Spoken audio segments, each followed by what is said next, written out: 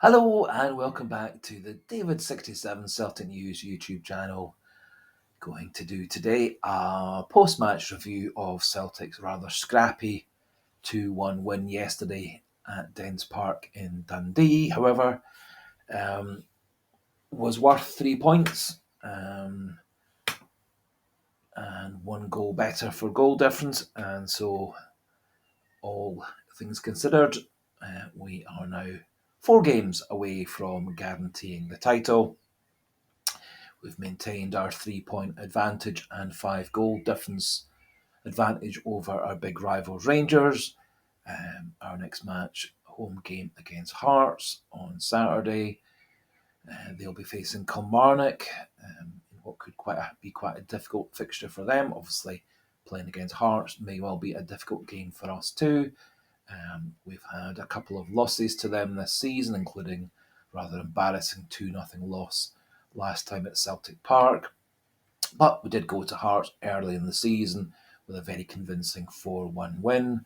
Hearts are just about guaranteed third place, but they looked rather insipid and off form yesterday.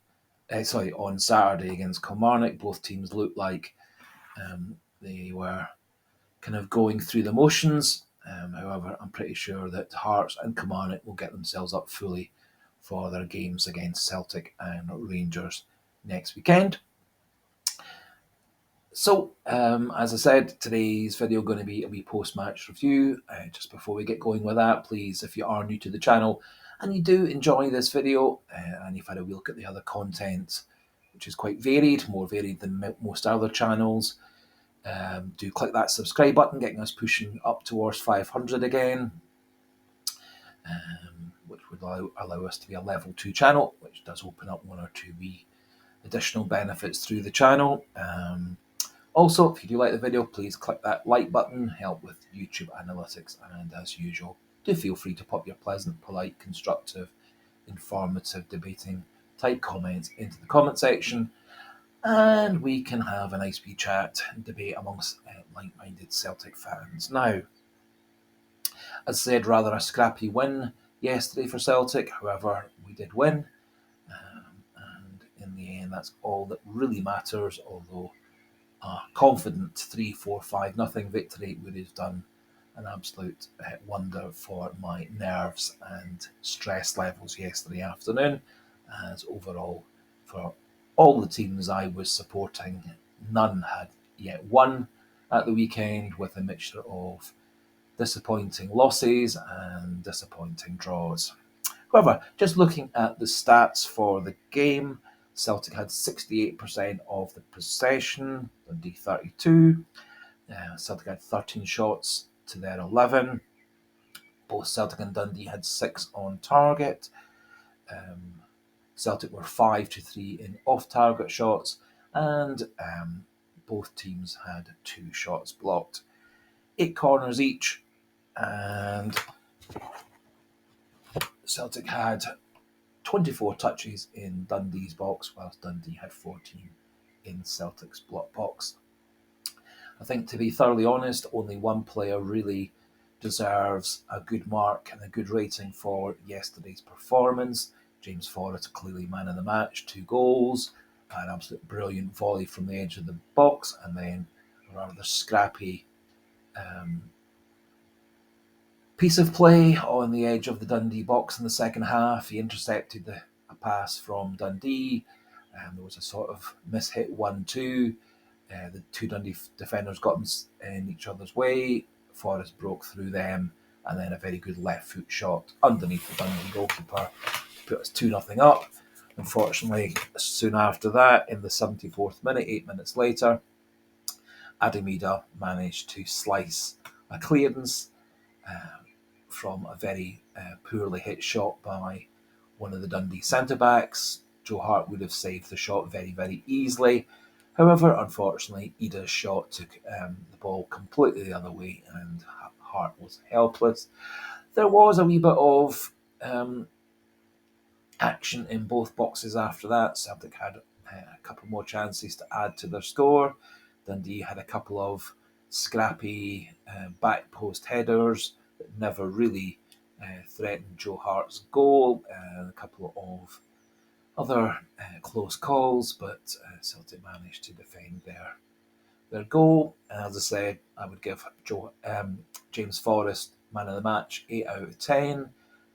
Scored 2 goals, did actually create a few chances, looked busy up and down his wing, cut inside from time to time, was available for passes, was available for 1-2s, interlinked quite nicely with Alison Johnston at times.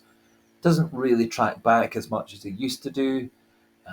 However, overall, James Forrest deserves man of the match and 8 out of 10. I think I would then have a string of players getting 6 out of 10, people such as Alison Johnston, Greg Taylor, Cameron Carter-Vickers, Joe Hart, Matt O'Reilly.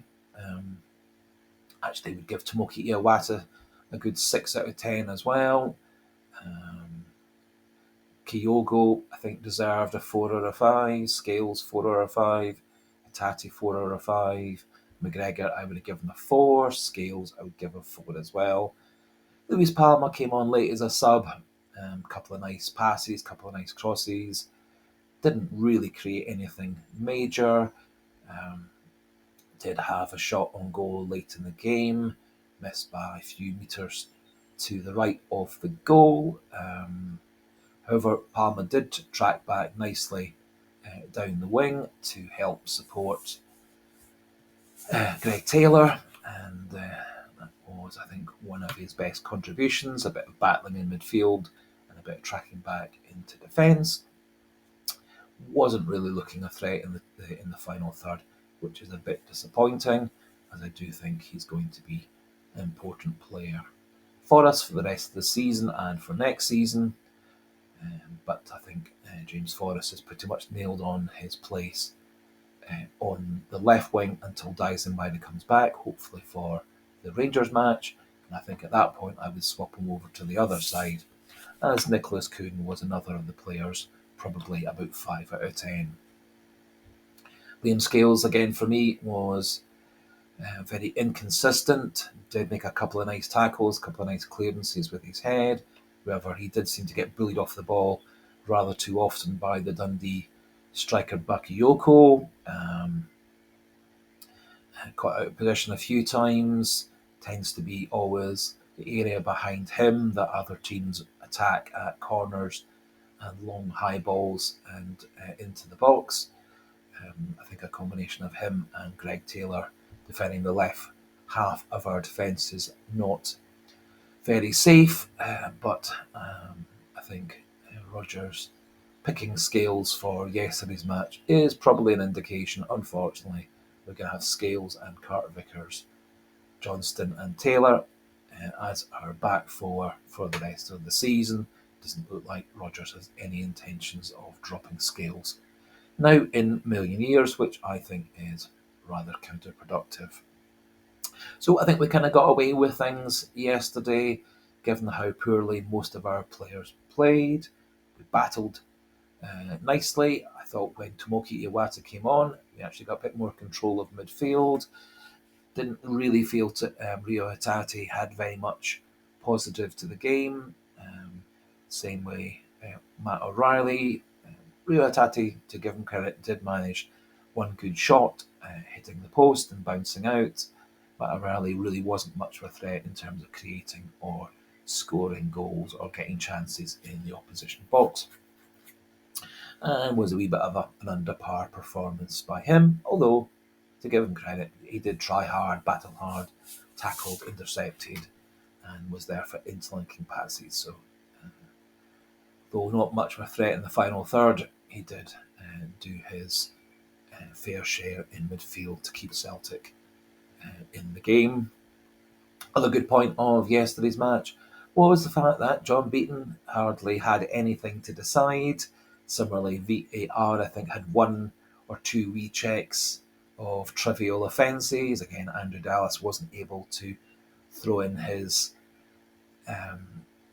VAR challenge to get Beaton to overrule or change a decision. And so I think we got away with one there as well. So, as I said, a wee bit earlier on, we go on to the game against Hearts next Saturday. Won't be on normal television. But go into that game hopeful. I think Celtic will probably start, fitness permitting, with the same 11 as we did today, although I think there is a very large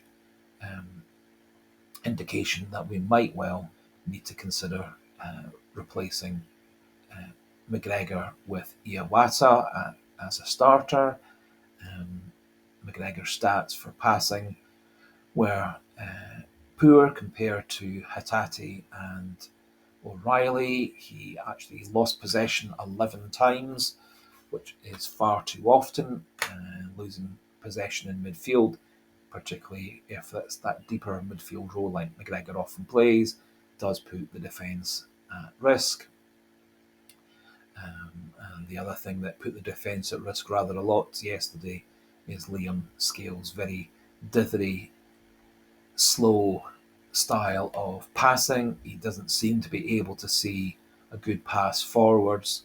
So many of his passes go astray or are sideways passes, putting his teammates such as Taylor and Carter Vickers under more and more pressure. Quite often, if Scales gets the ball around the halfway line within a couple of passes, he's put his teammates under so much pressure that it's back with Joe Hart.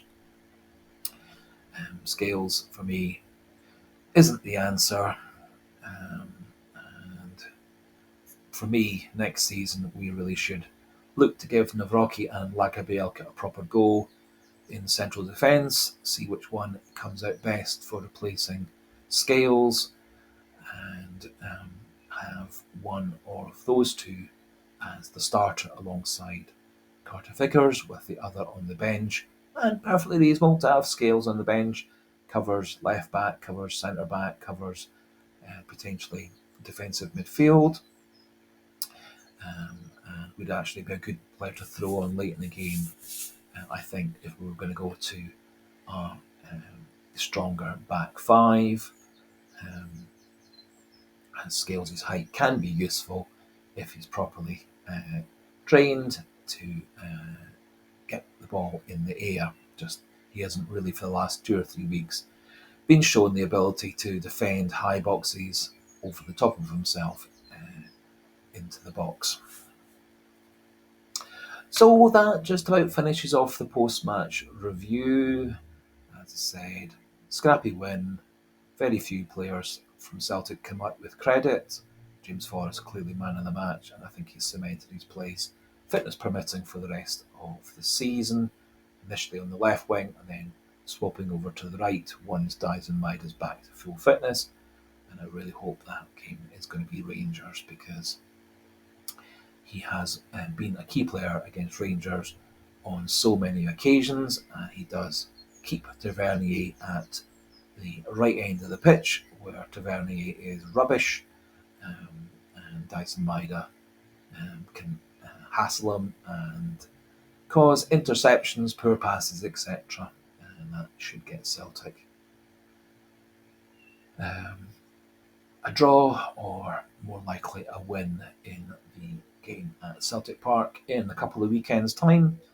A win that would practically give us the title as things stand.